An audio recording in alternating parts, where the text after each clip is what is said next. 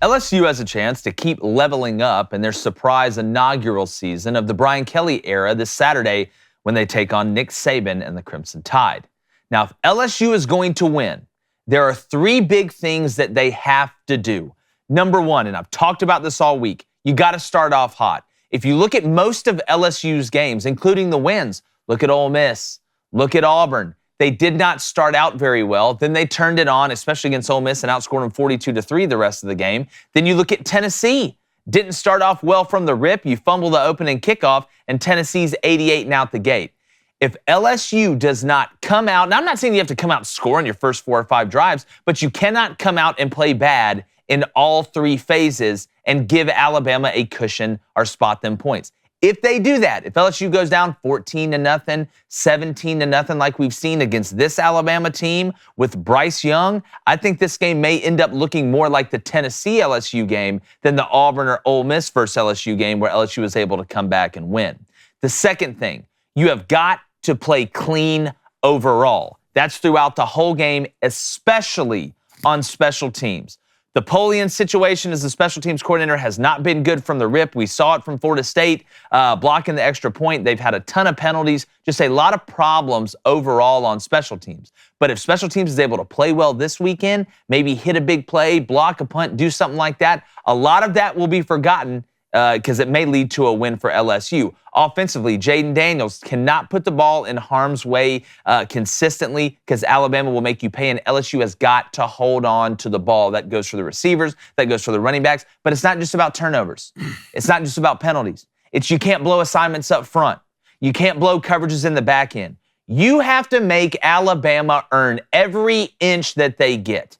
The third thing, Jaden Daniels continuing to exploit the deep third against defenses. We have seen the evolution of LSU's offense go from stagnant and tough to free-flowing and fun because Jaden Daniels is executing and actually threatening people deep. He has to continue to do that. Does that mean he has to go out there and hit 6 out of 7 deep balls? No. You hit a couple of them, and you make Alabama's safeties play back and stay out of the box. Because if you do that, it's going to take some pressure off those young offensive linemen on the edges, and the run game will open up even more. So those are 3 very big things to watch. We know the home field advantage is a huge factor, but Bryce and this Alabama team have been in crazy environments before. They've played good and they've played bad. Now, LSU may need to catch some breaks, but if they do all those 3 things that I just laid out, they have a chance to beat Alabama at night in Death Valley in what should be a heck of a game on a hell of a weekend. Mm-hmm. David Cohn, my co-host, going to bring him in, former Michigan quarterback,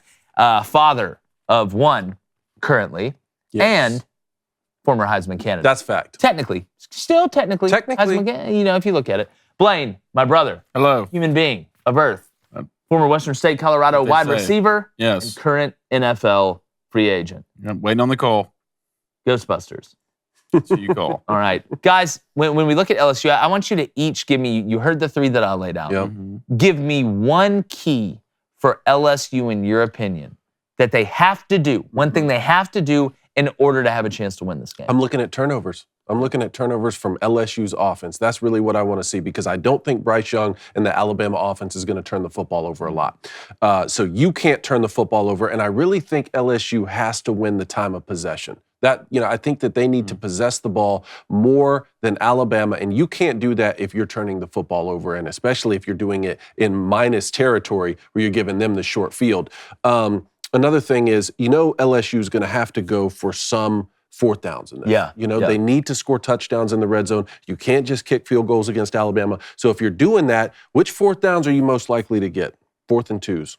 Maybe 4th and 3, something like that. Don't put yourself in long yardage situations. And then obviously, like we talked about yesterday, whatever has happened in the early part of the season for LSU on special teams, you cannot make those mistakes. So to me, that's just a given right now, is that LSU needs to play flawless in the special teams game, win that side of the game. And then, for Alabama, they have been known to get a lot of penalties this season. But here's my thing. You know that with both teams having a bye leading up to this game, Oh, yeah. Alabama has pumped so much noise into that practice facility. Maybe you can get Alabama to continue on this penalty streak, nighttime in Death Valley, but I feel like Alabama is going to play more disciplined than normal with another week to prepare. Saban's been on them ever since the loss at Tennessee with 17 penalties. I wouldn't expect Alabama to make a lot of mistakes. You need to control the line of scrimmage. You need to win the time of possession. You need to not turn the football over. Yeah, I agree with you. A couple things there. One, you talk about coming off the bye week. You know that Saban has emphasized and stressed penalties literally for the last 2 weeks. I mean, more stressed out than a broke father during Christmas Without time. a doubt. I mean, every day I'm sure he's just beating it in their head. The second thing, on those 4th and shorts, that's where having a quarterback that can run, that is an actual threat to run, is a godsend. Yep. You're not just running it into a wall if it's 4th and 1. The defense doesn't know what's coming. The defensive line has to read the quarterback. If you're going to run zone read, or if you're going to get him on the move. That way, when you get him in sprint outs too, on maybe 4th and 2, 4th and 3, and you're running the pick play and it's not there, he's still athletic enough to go get that first down. Those are the little plays that you have to make to extend drives, whether it's in between the 20s, whether it's in the red zone to be able to score touchdowns instead of field goals like you mentioned. I think that's. Let me ask you this. If it's 7-0 Alabama in the first quarter and LSU has the ball on their 35-yard line, and it's 4th and 2, it'd be a 52-yard field goal. They're down 7. First quarter, do they go for that 4th and 2, or do they? I'm going for it. I'm going for it. You're gonna have to and you know what? that is a somewhat likely scenario that we're going to see on Saturday. Blaine, what is one key for LSU against Alabama? Because you got the keys to the street. That is true. It's Jaden Daniels' feet. That's what it is, especially on 3rd down. You have to be at least above 50% 3rd down to win this game. And B.J. Ojulari, for how many times are you going to get to Bryce Young? If Bryce Young goes untouched in this game, you're going to get killed. If you make this easy for Bryce Young, especially with his eyes early in this game, you're going to get killed. You need to muddy up as many coverages as you can on defense. Hell, make Alabama run the ball. I know Alabama's running the ball. They average about 190 a game, which is good. Make them put it on the ground, all right? You've been playing great on defense lately. Jaden Daniels has been, pushing the ball down the field, but it all starts with his legs. If Jaden Daniels can trust his legs early, get out of the pocket, because what has this Alabama defense not been all year? Discipline. They haven't been disciplined rushing the passer. They've been undisciplined with penalties. Their cornerbacks, their secondary has been suspect all year. And now you're going to an LSU team that is believing right now. This is why